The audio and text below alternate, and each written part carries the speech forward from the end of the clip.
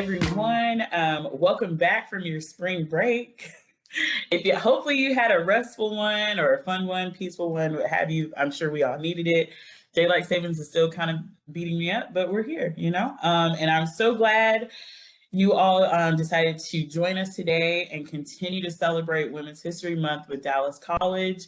My name is Carmen McIver. I am the chair for the Women's History Month Committee. And again, I'm just so excited you all are here joining us. So this week's theme, it kind of has a theme or certain parts of it this week that we're celebrating. Obviously, today we're starting with Protect Yourself. Tomorrow we will be honoring ourselves, and then on Friday we will just enjoy being ourselves. So, and we were starting this off today with our friends from the Genesis Women's Shelter. I have Krista and Andrea here. Just a little bit of some ground rules. I'm gonna share my screen one last time with y'all. I asked that, so for the ground rules, I just asked that, let me move this out of the way, that you mute all mics when you are not speaking. Please be respectful of the speakers and any comments in the chat. Please ask any questions in the chat if you would like. And most importantly, last but not least, please take care of yourself first. So we understand that this is a sensitive topic. And if you are in need of any type of care, please reach out to our counselors on the call. We have Jesse Gonzalez or Jaime Torres, who will be joining us later. Please take care of yourself first. So of course, if you need anything, we do have counselors here on this call to help you and assist you. With that being said, I'm going to stop sharing my screen and I'm going to now turn it over to our friends. And I'm going to start with Krista. Hi, y'all. I'm Krista Foltz. I'm the Director of Advocacy and Education at Genesis Women's Shelter. I'm so excited to be here, and I've drug along Andrea. She's over here up in the corner with me as well. She is one of our interns this semester. So, side note, if anybody needs internships, we're a great place to look at that. So, shout out for that. A shameless plug here. Andrea has been wonderful this semester, and she's leaving us in a couple weeks, so I'll need some more over the summer. So, side plug there as well. I'm so excited to be joining us today, joining y'all today, to talk about teen dating violence, to talk about kind of healthy and more the unhealthy relationship side of things. And so the way that we're going to do that today is by doing a kind of an exercise, an experience called In Their Shoes. So a little bit, I'm going to need some participation. So I apologize in advance, but I'm going to need two people who are comfortable reading. Literally, all you have to do is read the slides and make some decisions. It's kind of like, I don't know if y'all did when you were younger, a choose your own adventure story. I don't know if y'all remember those books at all, where you'd read the page and at the bottom you get to pick like, what are you going to do next? And so that's what this is too. This experience walks us through a survivor's experience of teen dating violence, and we get to kind of participate in there in making some of those decisions. And so I just need two people, two brave souls to participate. Do I have anybody who's feeling up to it today?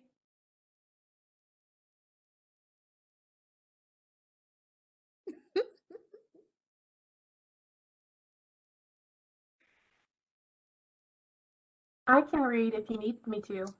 Fabulous. Thank you, Erin. Love that. I've got Erin. Do we have one more? I suppose I could read as well.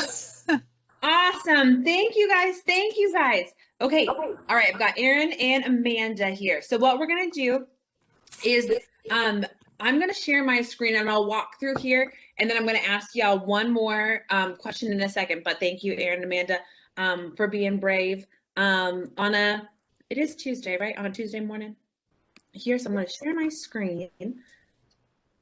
Okay. All right. I was trying to stop myself going, can y'all see my screen? Because I'm sure y'all are tired of hearing that over the last year. But I'm very used to Zoom and WebEx. I'm doing okay with. But if something gets funky, just let me know. on here. So this is the In Their Shoes thing. I'm going to walk through a couple of these instructions here. So In Their Shoes was developed by an organization called the Washington State Coalition Against Domestic Violence. So they actually started lots off, pre-COVID, we'd be in a room together and there's cards and you'd walk around a room, but they were able to create this into a virtual experience, which I'm so excited about because we wouldn't have been able to do this last year in person because we don't meet in rooms anymore. We meet virtually here. So I'm really excited that they put this together and it's all of their hard work. I just present on this. So thank you to the Washington State Coalition. We promise not to infringe on their copyright here. So this classroom edition. I apologize. The one kind of funky thing about the way they have this set up is I have to go through all these instructions here at the beginning. So this is scenario based, like what I said. It's designed to help us kind of look at somebody's perspective of experiencing teen dating violence. And like Carmen had said, we've got some of the counselors in the school on the call, but there's also, if you have any questions or you want to talk to somebody from the hotline.org, we've got their contact information here about teen dating violence or domestic violence. Any questions, any thoughts on that? And then I can make sure to share later as well about Genesis in our 24-hour hotline. And actually, we're about to start a text line too. So that's going to roll out in the next week or so. So y'all are some of the first ones to hear about that. So we're going to do that soon. The characters in this story, so the Washington State Coalition created this experience out of actual clients, actual survivors that they've worked with. So they've kind of pieced together different people's experiences, but these are based in real life experiences of teens and young adults. Here, so you'll have the opportunity to walk through someone's shoes for a short amount of time by making some decisions. And then another heads up, some of this can be real triggering, can be rough. So if you have want to talk to somebody, we've got our counselors on the call, and then there's the hotline.org's information as well. And that the main point of this discussion is to create awareness, empathy, and start this discussion, continue this discussion about what it is to be in an unhealthy relationship. Here, so some instructions. So what we'll do, so I've got Aaron and Amanda here. So we'll have these cards and they look like this. So actually this arrow is pointing to the card we're going to choose. We're going to choose Kara's story. So we're going to do that. So we're going to go in through this in a moment. There'll be an instruction card like this. So I'll have either Aaron or Amanda. I'm going to have one of you read Kara's cards aloud here. And then the other will read, so Brian is her partner, and we're going to read Brian's cards. So I'll have one person read Kara's cards and one person reads Brian's cards, and I'll navigate through. So I'll do all the hard part there. But I'll just need y'all to pick how we do that. And then let me skip through here because I've got this part. This is all on me here. And then we'll do a debrief at the end. Things to remember, that you'll be given a choice. So not every card has a choice, but many of them do. Actually, whoever ends up picking Kara's, whoever is going to be my reader for Kara, you're going to be the one who's making the decisions. And what I'm going to do, I'm going to put you on the spot just a little bit more. And so I'm just going to have whoever reads Kara's cards, you're going to read them, but we're not going to ask kind of how would anybody else make those decisions? What's any other advice from anybody else? And I'm telling you, I'm doing that on purpose because I want to talk about how that feels at the end. But I'm going to do that on purpose. So whoever reads Kara's cards there. We'll navigate through the story. And then we'll also see from Brian, her partner's perspective as well. Okay. Now, Aaron and Amanda, who would like to be Kara and who would like to be Brian? I can be Brian. Perfect. Okay, I apologize. Was that Amanda? Was that Yes. or Aaron? Okay, Amanda, you'll be Brian. Okay, that means Aaron, you've got Kara. I appreciate you both. Okay, so we'll start this, and everyone else, we'll just kind of tag along with the story, and we'll debrief at the end. We'll have a discussion at the end. Okay. Any questions before we begin? Nope. All right. Let's take a walk in Kara's shoes. So Aaron, go ahead and read this card to us. Last week, I got the best news. I got into college, my first choice. I have 3 scholarships and they cover almost everything. I can't wait to start. I graduate Northern High in 4 months. I turn 18 in 5 months. Quit my job at the ice cream shop in 6 months, and I start freshman orientation in 7 months and 6 days. Brian was happy for me when he heard, but then he was like, "Does this mean you're going to move away?"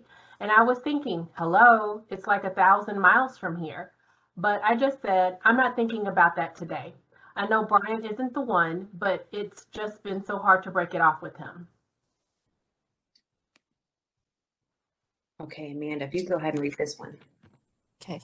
I still remember the first time I met Kara. It was an all ages dance and she was dancing around with her friends. I bought her a Coke and we started talking. I asked her for her number and I couldn't believe it when she gave it to me. It was like the sky opened up and God was smiling down on me. I knew I had to have her, and if I had her, then everything would be all right. I'm good to her. I treat her like a princess. I'm 5 years older than she is, so I can protect her. She doesn't know how cruel the world can really be, and with me by her side, she won't have to. I'm an assistant manager at the grocery store where I've been for the last 3 years. It's okay, I guess. Long hours, but it's not too hard. I'm not sure what's next.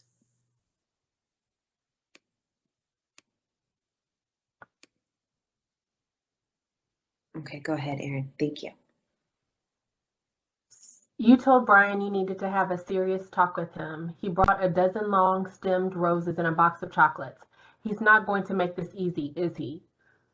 I've been doing a lot of thinking, you big head, and I think you're a fantastic person. But do we read this together or I just read the whole thing? Oh, yes. If you go ahead and read it, go ahead, Erin, and go ahead and read the whole thing. Okay. No buts, Cara Bear. Here, have a chocolate. He pops one into your mouth, and before you can object, you've tried to break up with him a half a dozen times in the year you've been dating, but this time has to be different. You're going to college.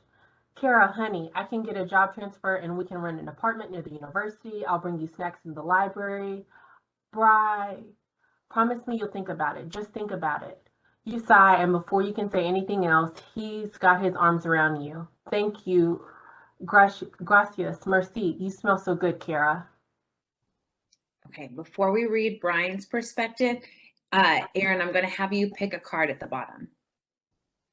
So either if you want to keep talking with Brian, go to the together card, or if you want to talk with your mom, we'll do family. I'd rather just keep talking with Brian. Okay. And let's see what Brian's thinking. Kara thinks she's so cool now, getting ready to graduate and go to college. Once she realizes that moving away from her family is a whole new game, she'll really appreciate what I'm trying to do for her. We're a perfect match. She's kind of forgotten that. She's got stars in her eyes, my little princess. I've got to bring her back down to earth, gently.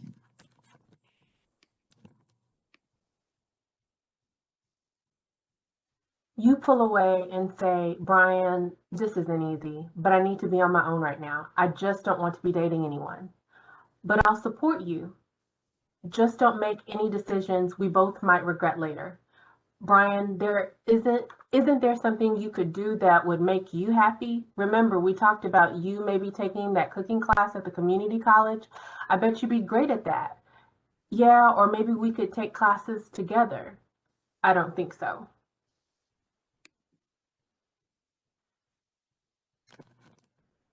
Kara doesn't know what's best. She's just all high on this college thing. I hate it when she starts telling me what I should do with my life. She can be worse than my mom, trying to fix me all the time. She talks about moving on, but she needs to know that I'll be by her side, no matter what.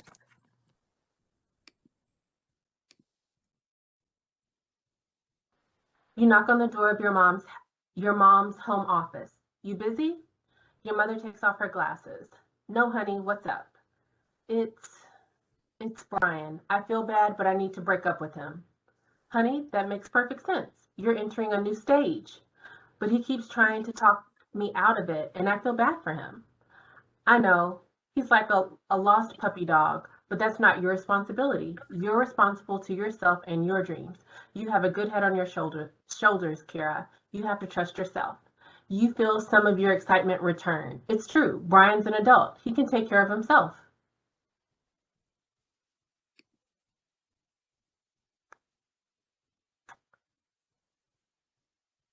To bossmanbw@yahoo.com from soccerkira212 at yahoo.com. Hi, Brian.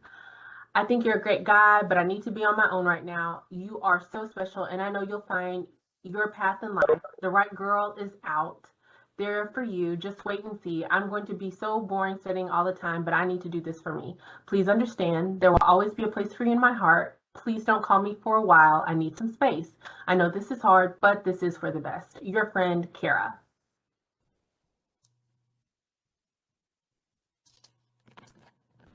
What the hell? She just took a knife to my heart. I can't eat, I can't sleep. I've been drinking, but that only helps for a while. Sometimes it makes it worse. My sister told me to move on, but she has no idea. How do you ever move on from the one?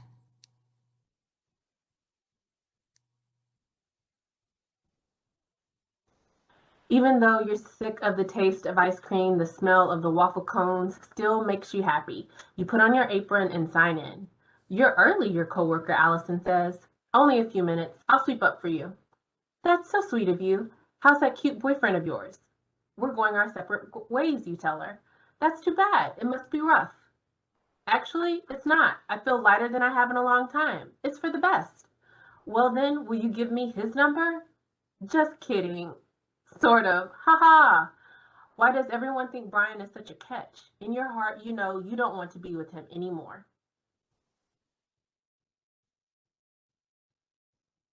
Okay, what do you think next? I'm gonna go with number 2.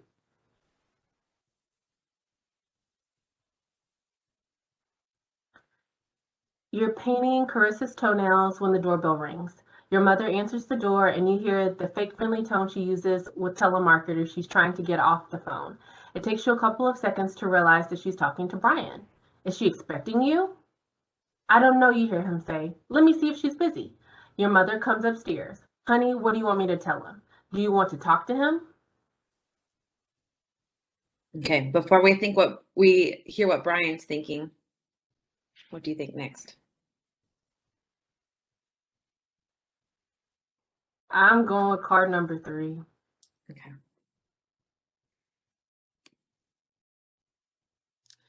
I sat in my car across the street from her house for a couple of hours. Ooh. I can see everything in her house, her mother, her little sister. I can practically read her lips. God, I hurt so bad. I feel like I'm dying. Just watching her makes me feel like we're still connected. What if I just knocked on the door?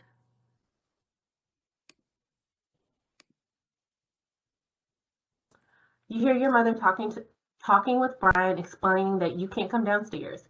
You're feeling a little shaken up and totally uneasy. You ask Brian to give you some space, and he's totally ignored that. Maybe you should have broken up with him in person, but every time you tried, he somehow talked you out of it.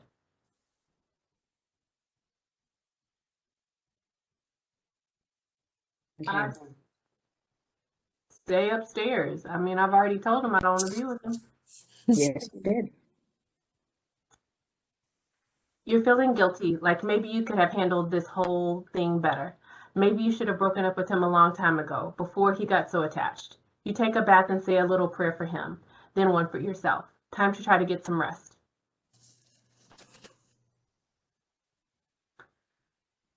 Oh, I can just imagine what would happen if I went jogging. Let me just go to school.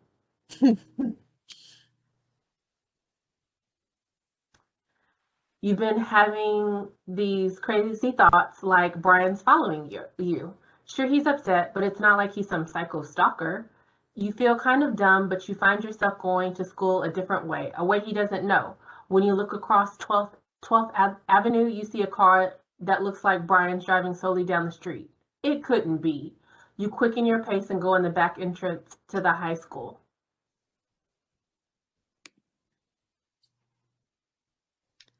She wants space, but what about me? I didn't ask for this. It's like I can't even breathe without her. Still not sleeping at night. She is messing me up. I can't move on. I won't move on. No other girls do it for me. Never will.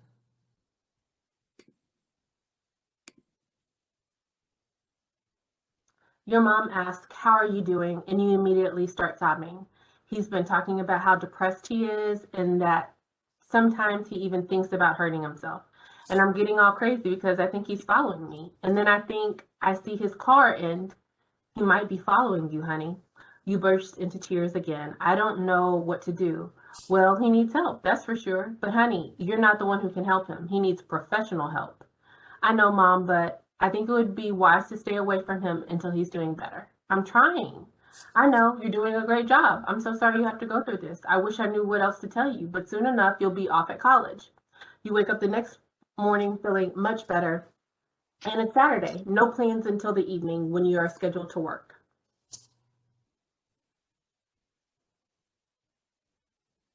Oh, let me go ahead and take card number 4. Let's get into some trouble. You call Whitney. I was just going to call you, she says. There are free facials and makeovers at the beauty school today. We're going at 11. No objections. I don't know. Come on, it'll be fun. Something different. Okay. Whitney goes first, then it's your turn, and you lean back in the chair for your facial. When you're done, you can't find Whitney. You look in the parking lot and see Whitney talking to Brian. They're both crying. I just wanted to say goodbye, Brian says to you. I can't take it anymore, and I just wanted you to hear it from me. Whitney says in a fake calm voice, Brian's just having a rough day today. He brought his dad's gun with him. Promise me you won't do anything, you say to Brian. You look around frantically for help and wonder if you should call the police. You don't know what it's like, he says.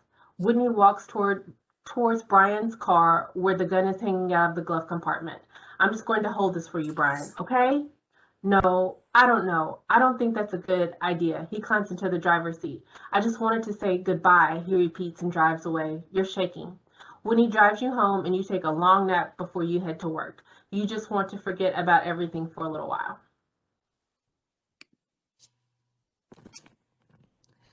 Man, you sure get attention carrying a gun. Even just driving around with it, it feels like I've got some power back. Seeing her at the beauty school, I kind of just lost it. Is she getting ready to go out with another guy? Is that what this is about? Better not be.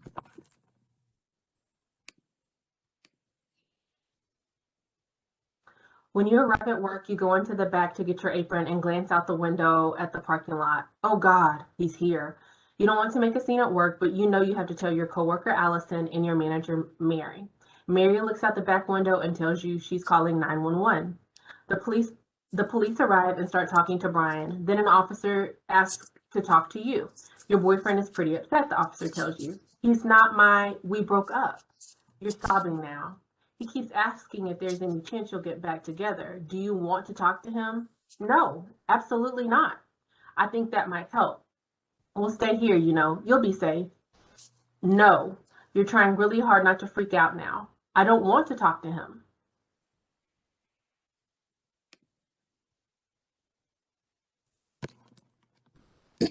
I see the police car pull into the parking lot and I'm like, do they want ice cream? Then the cop is tapping on my window. Kara's called the cops on me. Like it's a crime to sit in my own car in a public parking lot. I thought this was a free country. The cops were pretty cool considering. I told them about how we were getting back together and I just wanted to talk to her.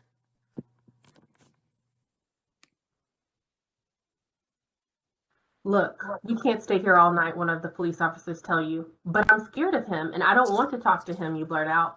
Look, honey, he's just sad about the breakup. I've seen this a million times. The officer leaves the room to talk with Brian and returns a few minutes later. I spoke with Brian. He's upset about you breaking up with him, but he said he isn't going to hurt himself. And he told me that if you'll just talk to him, he'll go away and not bother you. I I don't want to talk to him. Are you sure? Because I kind of hinted that you talked to him and that calmed him down real good. Just think about it. The officer leaves the room. An hour passes, then 2. Now another officer asks you to talk with Brian. They tell you that they need you to help.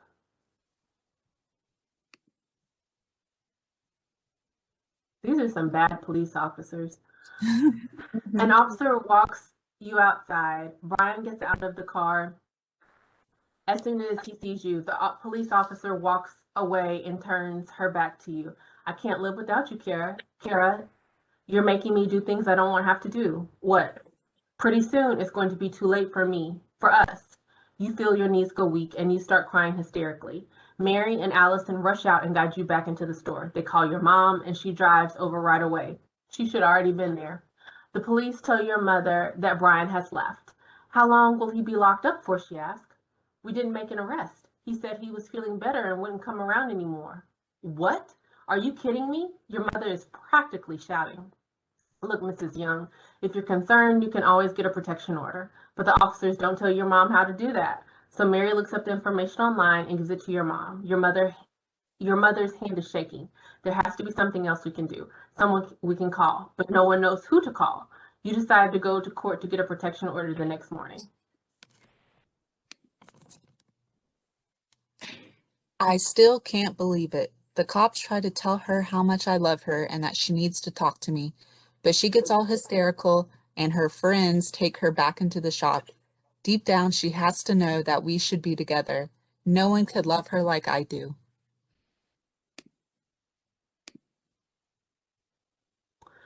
It's awful filling out the paperwork and having to talk about the threats that Brian made about the gun, but you're really terrified now. So you do it. A judge asks you a few questions and gives you a temporary order and tells you that you'll have a hearing for a year-long order in 2 weeks. Brian will be served with a copy of the papers you filled out. Part of you wants to get out of town, but prom is in a week. Graduation is in 10 days. You've been looking forward to all of this for so long now. The judge did tell you that Brian is supposed to stay away from you now.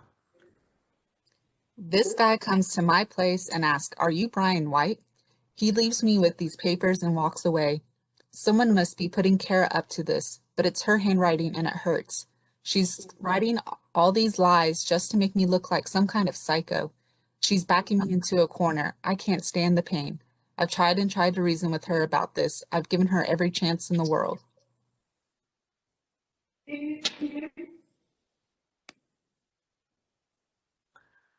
You try not to think about Brian, the threats, and the upcoming hearing. You spend more time at home, and when you do go out, you drive your mom's car and make sure your cell phone is charged. You begin to get excited about college again. Then on a Thursday morning at 5:30, you feel a hand on your cheek. A dream? Brian is there, and he kisses you on the lips. Goodbye, Kara Bear. You feel the cold gun against your temple. You scream. He pulls the trigger. You die instantly. Dear God, give me strength to be a man. Kara, I love you with all that I am. One bullet for you, one for me, together forever. Okay. Y'all did a great job reading. I now also know that we ruined everybody's day here. But I want to talk about this too. I will tell you that not all the cards are, not all the storylines are this heavy, but it is the reality of domestic violence and teen dating violence. Sometimes is that it ends in tragedy, in homicide, suicide, a murder, suicide, or loss of life there. So first initial reactions. So I'll give Aaron and Amanda, thank you both again for reading that. Y'all did a great job. Make sure you take care of yourselves later today too. But everybody else on the call, any thoughts, any questions? I saw a couple chats pop up, but kind of, what do you think? Where y'all at? How y'all feeling?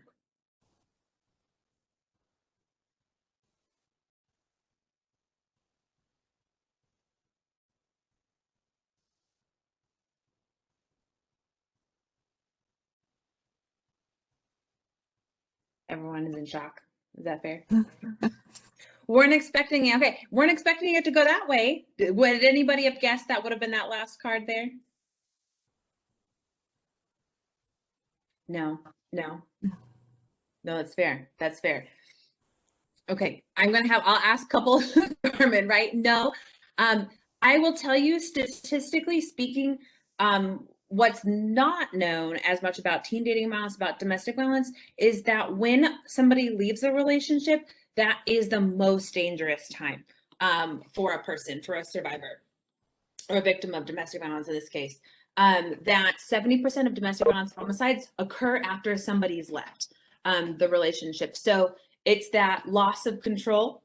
It's this escalation that is really, really dangerous. And so we as domestic violence staff, working for a domestic violence agency, we always tell people, and I always take the opportunity to tell people that it's not always the safest to tell somebody you should leave. You should leave a relationship, because if there aren't these pieces in place, it can be really, really dangerous. These support systems in place, it can be dangerous.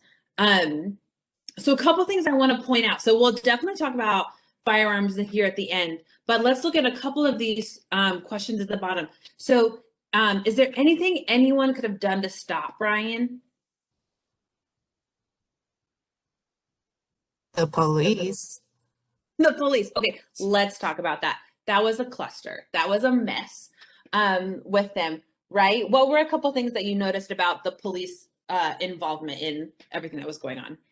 They took Brian's side because they were trying to get the girl to talk, or Kara to talk to him, instead of just realizing it was toxic and telling him he needed to leave. Right. Exactly. They're putting, now I can't remember how old she's being, 17, 18 years old, Yeah, right? She's and still he's so senior. old. 23 Yeah. with a 17 or 18, 17-year-old. That's a big difference at that age. Yes, that's a huge piece too, right? She is not probably this is one of her first relationships she's been in, so she doesn't have a lot of knowledge. He's a little bit older, he has some money, so there's definitely a dynamic there, a power dynamic and that age dynamic, where the police should see that, right? We do not put 17-year-old, 18-year-olds into calming men with guns down. With that, Erica wrote in the chat that they were enabling. Totally. They were totally siding with him, right? That, oh, he's just heartbroken. He's just real sad, and we're going to support him there. And I hate to tell you that, like, that's not like, I cannot say police won't do that. Unfortunately, I wish I could say police officers would never say that. I can't say that. So this enabling piece, let's just have this young teenager talk to this dangerous man here, where they're not taking it seriously. That they're over identifying with him, that they're not respecting her boundaries either, right? They're not respecting her no, and that she doesn't want that. Also, now I can't remember who said this. It was Amanda or Aaron, one of y'all said, why wasn't the mom there already? That she'd been sitting there for hours and they thought it was okay to question a teenage girl, right? And like force her to talk to this man, to where they don't follow those. And right, in Kara's 17-year-old, she doesn't know that she can ask for her mom, right? Like that's there's a power dynamic there when there's a bunch of police officers there. Too, and I don't think race is ever discussed too during this, so it's kind of ambiguous, what her background is, what race she is. But if we add that into it too, if she's a woman of color, she might be really scared of the police, right? When they come in. So it's there's a power dynamic and a fear there. Let's see. Oh, that's right. I forgot they said that. Thank you, Erica. That they also promised him that she would come talk when she never consented, right? That they're like, look, you're gonna make us look bad unless you go talk to him. No, that is not her job.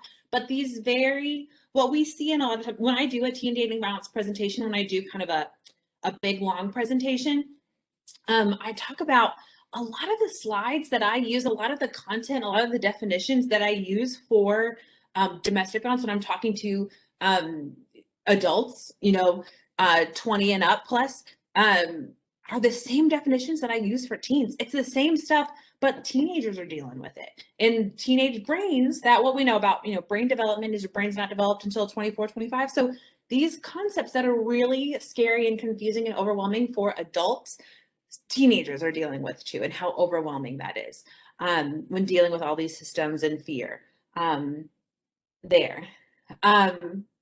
Okay.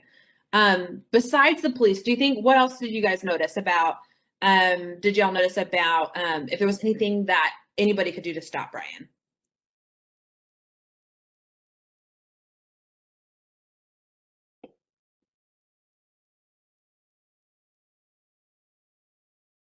did you all remember when they were talking about the protective orders? That protective order piece, that's another one that I was thinking about with this is, one, the police are like, you can just apply for a protective order, but nobody knows how to apply for a protective order. How confusing that is to that whole process, is, in that, let me say, even in Dallas County, if you apply for a protective order in Dallas County, they have a little brochure that the Dallas County DA's office will send out. And literally in this brochure, it says that it's not a bulletproof vest, that a protective order is not a bulletproof vest, right? So let me tell you a little bit about applying for a protective order in Dallas. So what you do is you can fill out a screening form first, and there's some stipulations about for them to pick up the case and represent you. There's a couple things in that, but discussing what kind of family violence, what kind of domestic violence has occurred, if there's threats of it happening again, that goes to the DA's office. And then they ask you to fill out an affidavit, which is a signed document that detail, it's a little bit, so there's a screening form, it's like 2 pages. Then affidavit is more of a narrative form of the dangers that have happened, threats, police reports that have been made, violence that has occurred. And if they call it an applicant, if the applicant is afraid that that's going to happen again. So you get that affidavit together. What is different and frustrating to me since the pandemic has happened, Andrea was on this call yesterday, whether we talked about this, but the affidavit needs to be notarized. So I need to go find a notary. So if I'm scared about what will happen, with my partner or my ex-partner. And so now I've done this screening, I've filled out this affidavit. Now I need to go find a notary. I need to go pay for a notary, figure out how to do that, get it notarized and send it back to the DA's office. And then they decide whether or not they're going to do a hearing. And then they do the hearing. And a couple things in Dallas. So it could either be in person. Well, actually, that's not true. Right now, there's no in-person. I do not believe there's any in-person hearings right now. So it's going to be via Zoom right now. And maybe the respondent, the other person who we're trying to get the protective order against, has to be served with this paperwork. They either come in, they're either pro se, or they represent them, or they get an attorney to represent themselves, and then there's a hearing. And then the judge finally, so this can take like a month. So I want a protective order. So we saw this case with Kara, right? She wanted a protective order. She was trying to get it right now, quickly, but she was able to get an emergency order. So the judge signed it, but he still has to be served. So this thing of I want protection right now could take a month or so to get a protective order. And that's pretty normal anywhere in the United States. So I want protection. I want this piece, this court paperwork that says you can't come around me, you have to stay away from me. And it can take a little while. So it's not usually immediate. And it still says on that paperwork, this isn't a bulletproof vest. Right? That does not keep somebody safe. It's, they talk about, and what we always advise clients to do is to keep that document, take that protective order wherever she goes. And if he shows up and he harasses her, comes to her work, comes to school, that she can call the police. So she still has to call the police to get that to work, to enforce that document. So it's great to say, and I hear this all the time too, so she should leave. She just needs to leave. She just needs to get a protective order. But it's just not as simple as that, right? And it still doesn't mean that she's safe at the end of the day. And I've heard, I'm going to tell you too, my last little rant on protective orders too. And I never tell clients, go, sometimes it's really, really helpful. Sometimes abusers really don't, they follow the protective order. They're scared of the document and they'll abide by it. But sometimes I hear from clients of mine who have said, I can't get a protective order, he'll kill me. That if I get this, he'll lose his job and he'll murder me. And I say, okay, then don't get one. Then, that's, you get to decide that. So, I appreciate that, Erica. It's so obvious. Why do they even say that? That's a great question. That's a great question. I kind of feel like they're trying to be, honest, right? Like this is, but I don't love the wording on it. I think it is really scary. And like, why would I even why would I even go through the trouble of getting this if this isn't really going to help me? And I will say for some of our clients, some survivors, it really does. Some people know that abuser will abide by this, and it can be really a good protection. It also gives teeth, a little bit more teeth. So if he violates it, he or she, the abusive partner, violates the protective order, then there is a felony. So it's an automatic felony for a violation of protective order. So potentially it can help down the road, but he has to violate it. He or she has to violate it in the future, which is just kind of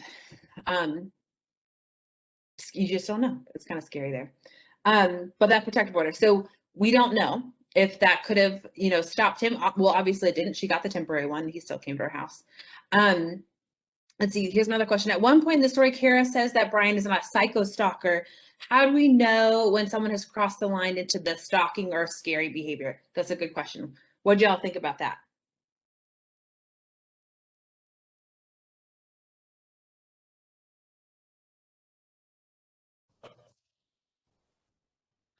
Well, he violated it the minute he sat outside her house for 2 hours watching her. Right? But in general, if someone tells you they don't want you around and then you keep showing up, I mean, that the first time they tell you they don't want you around and you cross that line, I think that's, you're crossing the line. I agree. We talk a lot about like the red flags and things to look about. People ask me all the time, like, how do you know if a relationship's not abusive? And I'm like, well, sometimes it's hard to tell at the beginning. But one of those is this not respecting boundaries and not respecting a no in that. I like this example. My director uses this example all the time. She says, look, my husband loves Olive Garden. And so any meal, anything that like we haven't cooked at home, he always wants to go to Olive Garden. And so I'll use the example. So say they have Olive Garden, let's say Tuesday for lunch. And tomorrow he wants to get Olive Garden again. And she says, no, I don't want Olive Garden. How do you feel like if it's his absolute favorite restaurant and he wants to go to Olive Garden, how do you think he would respond to that no? What do you think are some common responses to that no?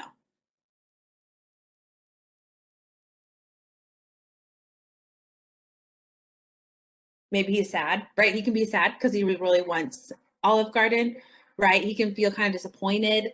He has the right to those feelings, right?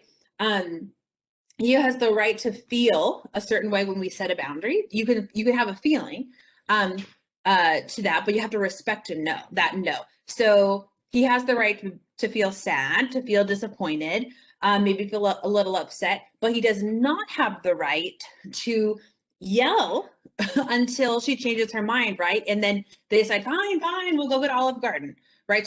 So changing that no into the yes, that coercion. So a person doesn't have the right to force somebody to change their no into yes. Does not have the right to throw her in the car, right? And drag her to Olive Garden, right? So forcing her to go to Olive Garden, that's not okay.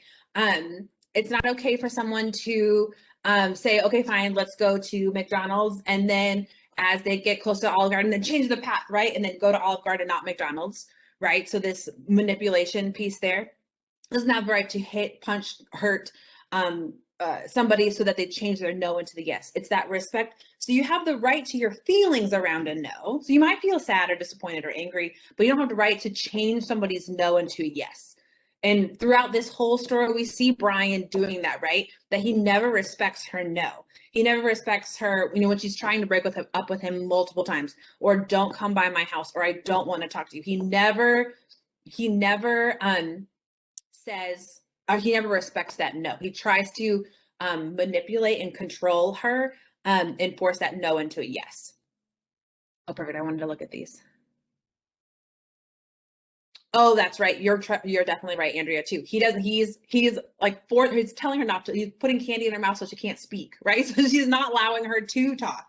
And exactly. You do not have the right to turn a notice. Yes, I think about that all the time. You have your right to your feelings, but you cannot force somebody's no into a yes. Those boundary things are so huge. Let's see, we talked about age. There was another thing I had on here.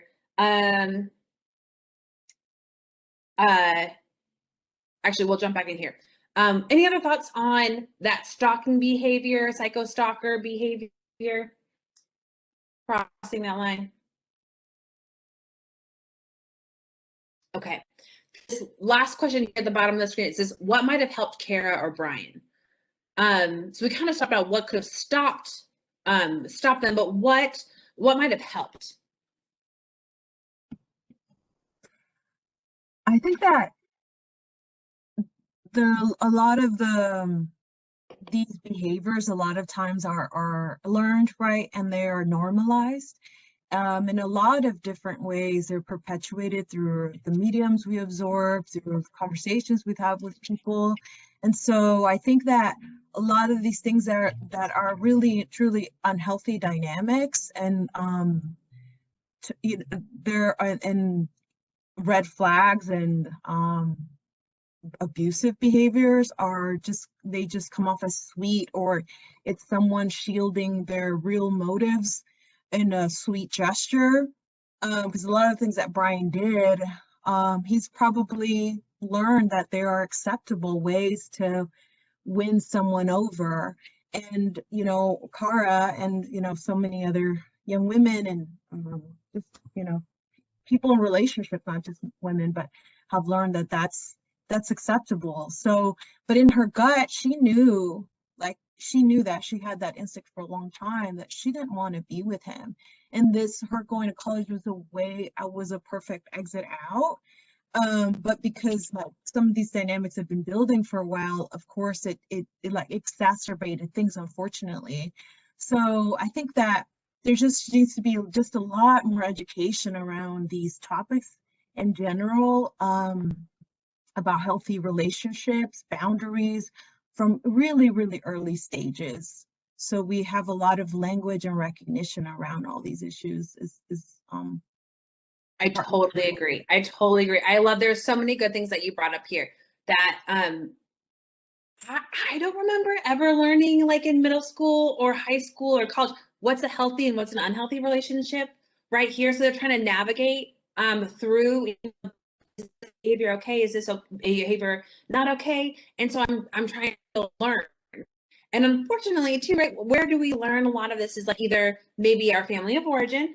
And I always like to say that there is a, statistically speaking, it is more likely that somebody who has, especially boys who have observed domestic violence in their family of origin, in their parents, a step parent, or maybe a partner, if they've observed that, they're more likely to become abusers, but that you're not fated. That just because I witnessed domestic violence as a child does not mean that I have to grow up. I'm fated to grow up to be abusive or to be a victim. That is, let me say, it is a choice to be an abuser. It's not a choice to be a victim. It's a choice to be an abuser, right? And so that doesn't, that's not an excuse to give somebody, but they might have seen that, right? They might have seen that and learned behaviors there. Another place we really learn a lot of this behavior, right, is like the media, music or movies or books that we're reading too. Okay, this is a really old example and I'm sorry about this. But have y'all seen Twilight? It's still a really good example, but Twilight, right? Anybody seen that one a little bit? Okay. One day I'll stop using this as an example, but it's just such a good example. So I was in the theater when thanks, Aaron. I was in the theater, thanks, Carmen.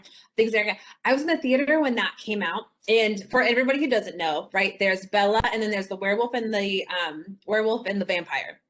So Bella is going to go see the werewolf and the vampire gets jealous. So the vampire takes the battery out of her car so she can't go see the werewolf. Right. And because vampires run really fast, like she notices her car won't start. And then he runs to her to go talk to her. And he just says, I love you so much. I just got jealous and I didn't want you to see the werewolf. And in the theater that day, I heard the audience go, "Aw," and I want to be like, time out. That is not okay. That is not romantic. Right? That is not romantic. That is not sweet. That is jealousy. That is controlling behavior. And that is abusive. Right? But we're glamorizing that in our media. So it's confusing that if he doesn't try to tamper with my car so that I won't go see a werewolf, it's not true love. Right? That's that message that is kind of being sent out. I love the Jonas Brothers. Which one is it? Nick Jonas has a song called Jealous. Right? Y'all know that song. And there's a line in the song that he sings and he says, this is exactly it, but it's, I have the right to be hellish when I'm jealous. And now you don't. You do not have the right to act hellish when you're jealous, right? But again, it's in this music, it's going out there that if he's not jealous, if your partner's not jealous, they don't love you. And so it gets really confusing, right? That if my partner's not jealous of me, does not want to, doesn't jump across the bar and punch the guy in the face who's talking to me, then it's not love, right? So we see that a lot. We hear that a lot in our music. In the books that would just glamorize. But what's that?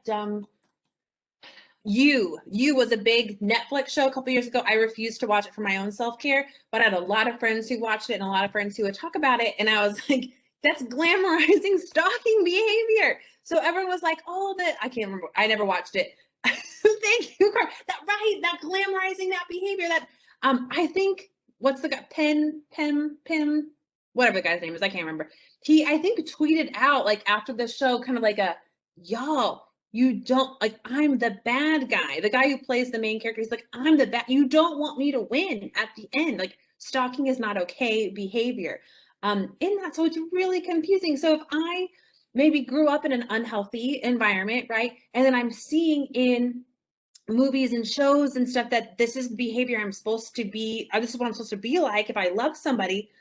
Like we're after, like, how do we have healthy relationships in here? And then I also would be amiss not to mention, not as like our patriarchal society too, right?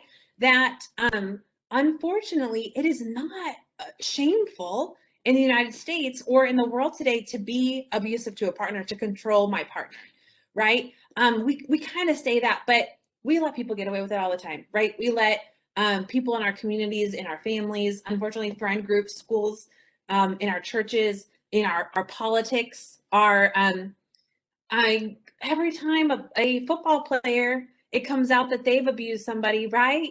Oh, he's a great football. Don't take this out on football. I need him for the football. I don't know. I know lots about football, but we rally behind, and I can't say necessarily. Domestic violence and teen dating violence is really confusing, right? It's really hard. I use this example too. Let me share this as well. So October is Domestic Violence Awareness Month, and October is also Breast Cancer Awareness Month, right? So my mom is a breast cancer survivor, so she wears pink all October, and I work for a domestic violence agency, so I wear purple all October. And so we have this kind of friendly rivalry about whose month is more important and more popular. I mean, it's a silly rivalry, but we go back and forth on this, and she wins every year, hands down, every year. Everybody is wearing pink. The football players are wearing pink. 5 Hour Energy has pink 5 Hour Energy things. Everybody's wearing pink. And I've decided that the reason that we can rally behind breast cancer so much easier, and I do too. I also don't like breast cancer, but it's that the villain in breast cancer is cancer, and everyone can rally around the eradicating cancer, right? Nobody is like, don't talk about cancer that way. I have a relationship with cancer. I love cancer. Everyone is, we all can rally behind that. Let's eradicate cancer. Let's get rid of cancer. Let's fund research and let's get rid of it, right? Because the villain in domestic violence, the villain in domestic violence is my friend, is my coworker, is the pastor at my church, is my brother, is my aunt, right? I have a relationship. I have positive and negative feelings towards them, right? I've seen the good that they do. I've seen the donations that they do, the volunteering that they've done, the good conversations that we've had, right? And it gets really, really confusing. So I do understand the confusion and it's hard to hold somebody accountable, and it's hard to vilify, because domestic violence is 1,000 shades of gray, right? Breast cancer, black and white. Don't like cancer, let's eradicate cancer. Domestic violence, they do good things too. They donated. I love them. They're my brother, they're my friend. What am I going to do with that? So I do understand where it is really, really complicated. But we got to call it out when we see it, and we've got to address it, and we've got to learn it, and we've got to really start talking about healthy and unhealthy relationships early, right? So I'm so glad that y'all invited us to talk today, to be able to talk about teen dating violence, about domestic violence, healthy and unhealthy relationships, because I mean, honestly, I'll tell you, before I got into this work, I really couldn't define a healthy and an unhealthy, healthy relationship to you. I'm like, communication, which is true, but like, what does that mean, right? What's healthy communication? And so one of my favorite presentations I do is like to second graders, and we talk about characteristics of safe people. And honestly, I'll tell you, I use those characteristics of safe people that I use with second graders with adults all the time. Because sometimes we don't know as adults what's a healthy person to have in our life as a partner, or as a friendship, or sometimes a family too, right? What's that healthy and unhealthy? Okay, I rambled on there for a second. But we've got about 4 or 5 minutes until I got to turn this back over to Carmen. But any other thoughts, anything else? Oh, I didn't even talk. Oh, okay, I have 2 other thoughts, but I talked for a second. I would be remiss if I didn't discuss the threats of suicide and the gun thing with this story. But any other questions or thoughts? I had a chat open and I closed it. I'm sorry, I would like to point out, and you're good, by the way, on time, but I would also like to point out, and as someone, when I was listening to the the scenario, excuse me, I couldn't get that word out. What really reached out to me and kind of like hit me on my side was the line where she said she felt really bad. And this is speaking from my own experience as a survivor, that like, there are times where I don't know what it is, if we're taught at a young age or what. Like for me, it took a lot of like, well, besides therapy, it took a lot of just digging deep inside and learning that, oh my gosh, this is something I learned from the women in my family, which was to show sympathy towards someone who lacks self-control. And for me, it was like, oh my gosh, like where do we learn that we have to feel bad? And then that's where the relaxing of your boundaries and the relaxing of your standards and the relaxing of what you said, you know what I mean? Like all of that, all of a sudden it becomes compromised, and you start to relax a little bit more, because you're saying to yourself, you know what, maybe I caused it because my actions is what's making him feel I don't know, like feel bad or what have you. So I would say that was something that it really dug into me, because I've experienced that firsthand. And it's just like you said, Krista, no one has the right to turn someone's, no into a yes, but also, we have to get out of that feeling bad, because someone else is dealing with their own issues. Bye, Jesse. That's huge. Jesse, go ahead. I can't tell you how many times I've talked to young women and have told them men are very manipulative and don't believe the hype. I have had friends, male friends, who have told girls, my puppy died, my grandmother died, I have cancer, my girlfriend just broke up with me, none of which are true.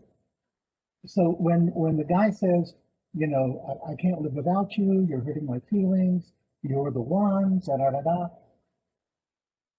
Sometimes that's real pain. Sometimes that's manipulation. We've already stated these are very controlling people, very, very controlling people. If they think they can control you by playing on your sympathy, playing on your sensitivity, playing on your guilt, they will do that. As a guy, let me tell you, guys can be very, very manipulative, and they know your weak spot of being caring and sensitive and loving. They will pick on girls like that specifically because they have those weaknesses and they can play on them. So please, like you were saying, you need to learn to say no and not be manipulated when they play on your guilt and they play on your sympathies and they play on your caring and sensitivity. I've got to go to the dentist. I'm in here. So take work on me. But I didn't want to leave without telling you that as a fellow guy, beware of guys manipulating you. Right. That's so true. And I appreciate you saying that, because that there is what we see with abusers really do is they look for something they can manipulate. And what really stinks, right, is that we saw that Kara in the story, she says no, right? And he doesn't respect that no. And so how dangerous sometimes it wasn't that she tried to set boundaries multiple times and he didn't respect that boundary. And it's on him. It wasn't her fault, right? And I don't hear you saying that it wasn't her fault that she didn't say no enough. But what happens when she did say no? And that is a real fear. And I'll say that women and our like we experience is that our no is not respected. I can tell you, well, one, trying to date while working at a domestic violence agency is so so hard. Do not recommend. But I've talked to a lot of my friends and clients, you know, how hard it is and how actually I saw something come across my Instagram the other day and it was kind of a thread. And the woman was talking about how this no setting, this boundary setting, that sometimes we as women, and I've used the same excuse too, pre-COVID when I used to go out and meet people. You know, I say, you know, I'm seeing somebody, so to get somebody to leave me alone instead of saying, you know, I'm not interested, and how sometimes we have to make these adjustments, these safety adjustments, because if I just tell somebody I'm not interested, that hurts sometimes a very fragile ego, right? And it can put me in more danger. And so I multiple times I have said, you know, I'm seeing somebody to get somebody to go away, right? Because if there's this rejection because I'm already with somebody else, which isn't right and isn't fair, and I should just be like, dude, I'm not interested, go away. But sometimes that's not safe. So we make these adjustments where I set a boundary, but maybe I adjust a little bit in my boundary. And I'd rather just be like, F off, dude. But safety wise, I make this adjustment. It's not fair. It's not right. But it's to be able to set a boundary and be safe there. With that. So I really appreciate that. I saw somebody else had their hands up. Jamie, you had your hands up too.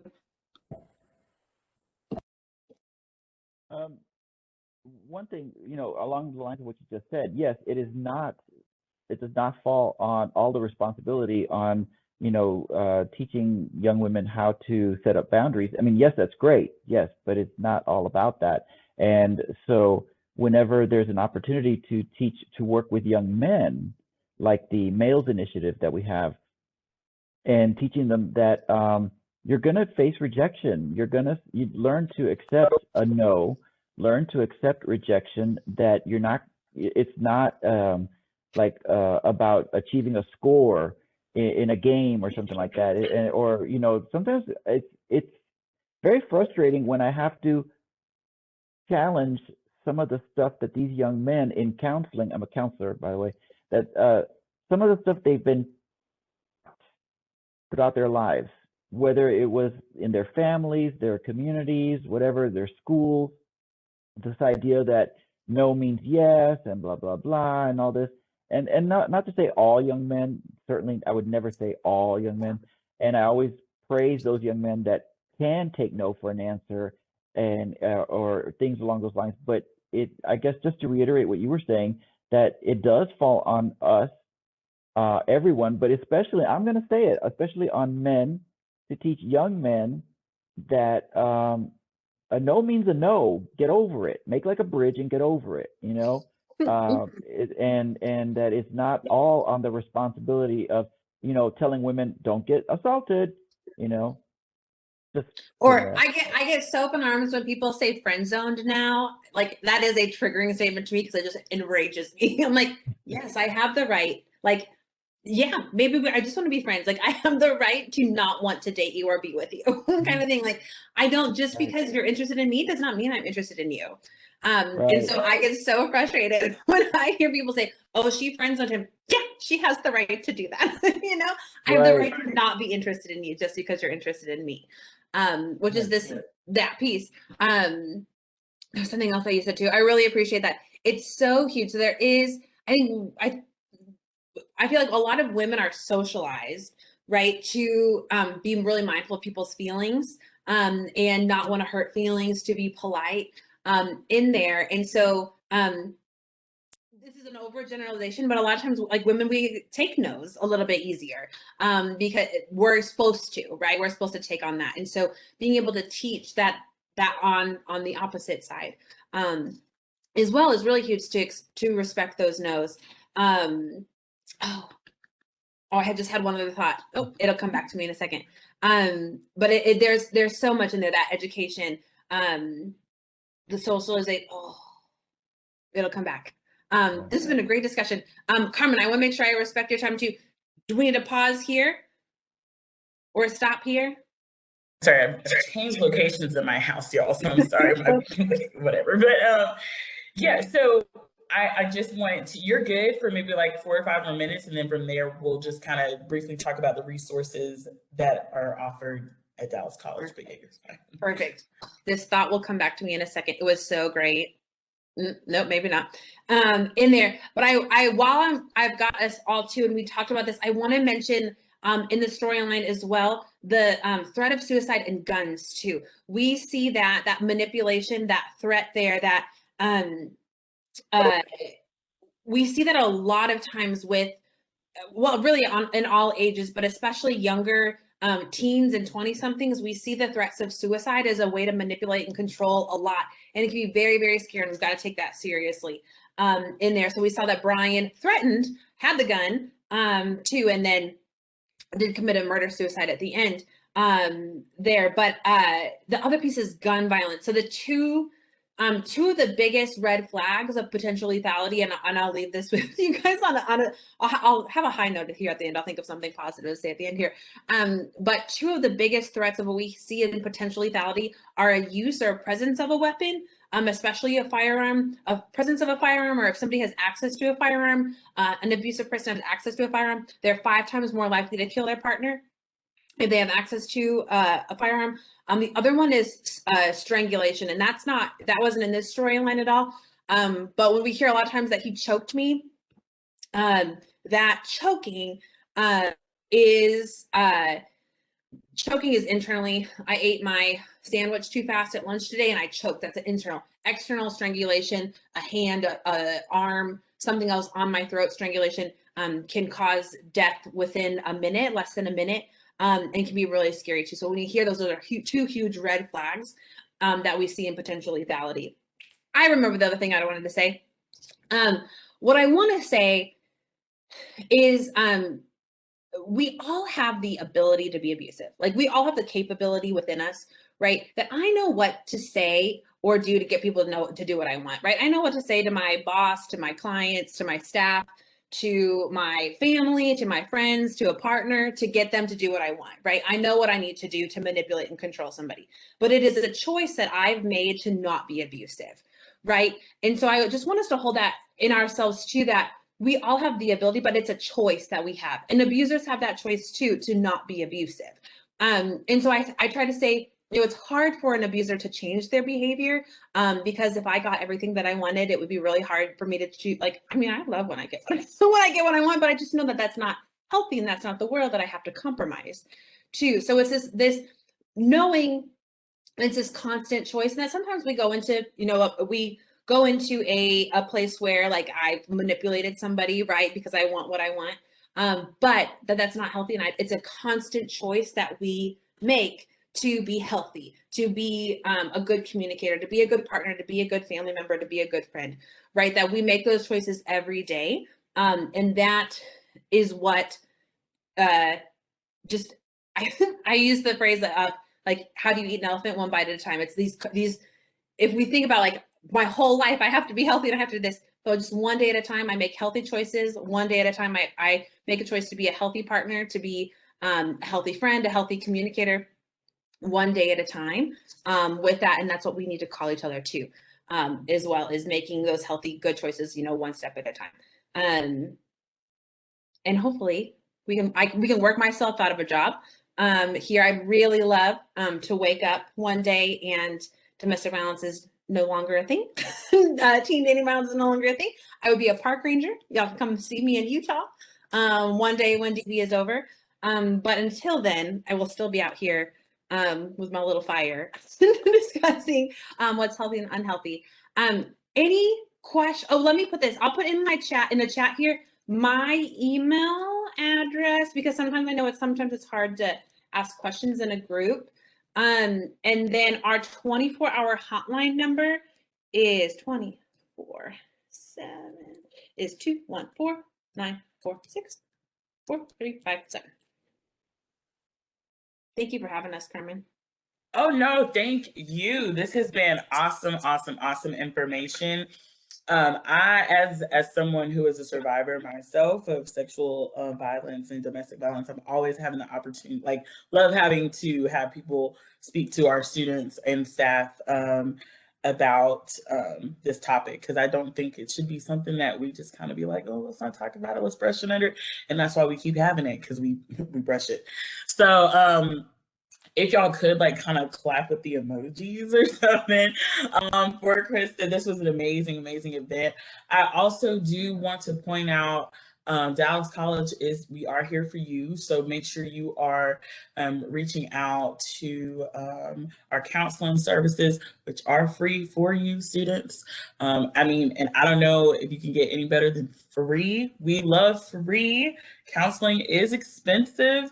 Therapy is very expensive, but as a student, you can reach out to our counseling center for care. We also have Title IX, so make sure you are reaching out to our Title IX offices for protection as well, and are utilizing our Campus Police. Campus Police is there for you. You can find all that information on our DCCC.edu website. And of course, that's like, Jaime, correct me if I'm wrong, I believe that's where students can go to just kind of, they can set up their counseling, right? Okay, set up their counseling appointments. Right.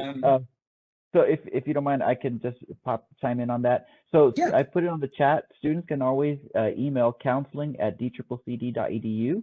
If nothing else, just send us an email saying, I'm a student and I'm requesting counseling services.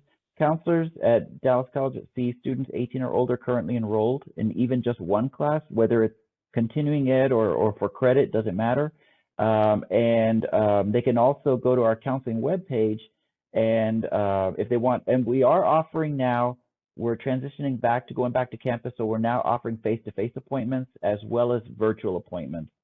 So if a student has a preference for that, that's fine. And students can tell us it's not a problem. If they say they prefer a female or a male counselor, we do our best to accommodate that. Just let us know at the start. So if you just email counseling@dccc.edu, just say the magic words, I'm a student, I want counseling. We will reach out to you and get the ball rolling with all the paperwork and get everything started to schedule your first appointment. Thank you. Sorry. Perfect. Thank you so much, Jaime, for that information. So again, I just want to thank Krista and Andrea and our friends from Genesis for speaking and presenting today. I thought it was excellent. For those of y'all, tomorrow we will have our Women Chat Wednesday speaker series with keynote Andrea Wise, and she will be talking on the topic of self-care and how we should honor ourselves. So we hope to see you tomorrow at 12 o'clock on WebEx again to listen to Andrea. And I just thank you all so much for coming. We hope to see you later on this month.